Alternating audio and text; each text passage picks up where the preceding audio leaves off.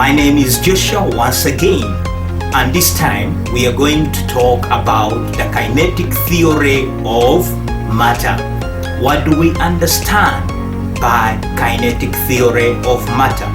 Kinetic theory of matter states that matter is made up of small particles called atoms or ions or molecules. Matter is made up of small particles called atoms or ions or molecules, and these particles are always in a state of constant random motion. They are always in a state of continuous movement. That is the kinetic theory of matter. Now, when we go in solids, the particles are closely held together. They are closely held together by a force of attraction. And that force of attraction pulls them closely together. It pulls them to be closely together. But there is another force which we refer to as the kinetic energy or the kinetic force. This one is tending to move the particles far away from each other so that they can be separated. But the solid particles, they don't have enough kinetic energy to make them to move far away from each other. So instead of moving far away from each other, they stay nearby, vibrating in the same position, meaning that the force of attraction of these particles attracting each other is stronger than the kinetic energy, the energy which is supposed to release them to move far away from each other. And for that reason, they don't move away from each other, but they stay in the same places and vibrating in fixed positions.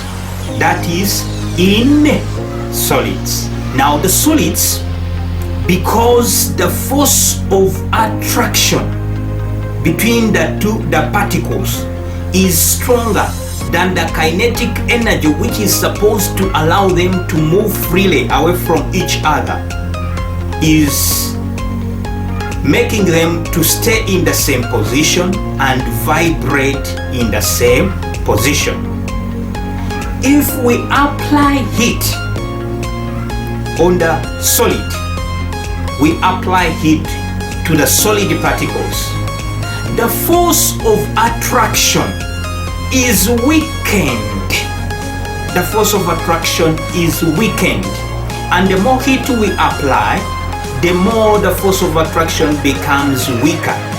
That means that now the kinetic energy of the particle increases and it becomes greater than the force of attraction of the particle towards each other.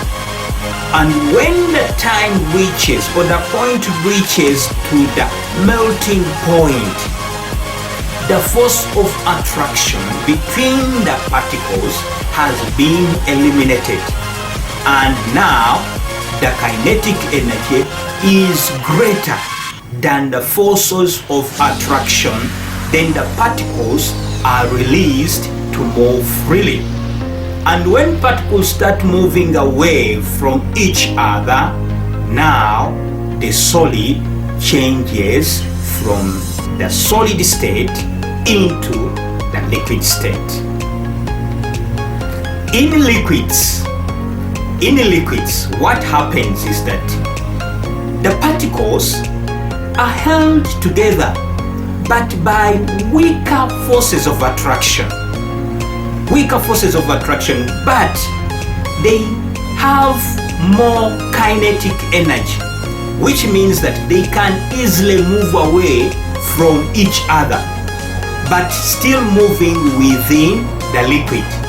They are free to move because the forces of attractions are weak compared to the kinetic energy the particles have in the liquid. So this one causes the particles to move away from each other, and they move within the liquid.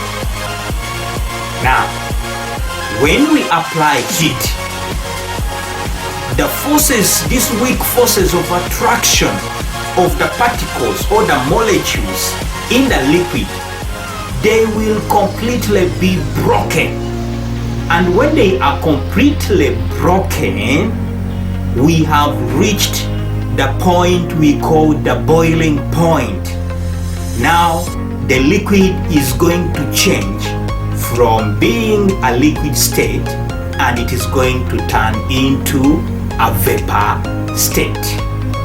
In gases, the gas particles are not held at all with any forces of attraction.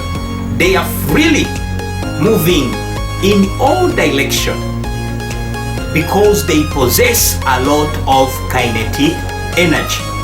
Therefore, they will move freely in all directions, and they will occupy the space which is available in any direction.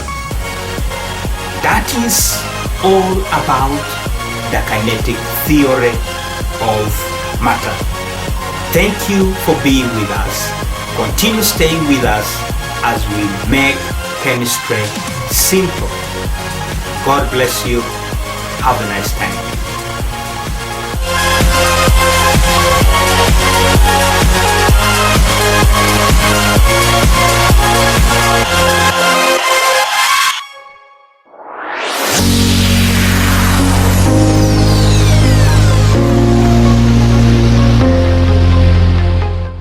Hello, my name is Joshua. Thank you for staying with us. Continue to be with us. Thank you, and God bless you.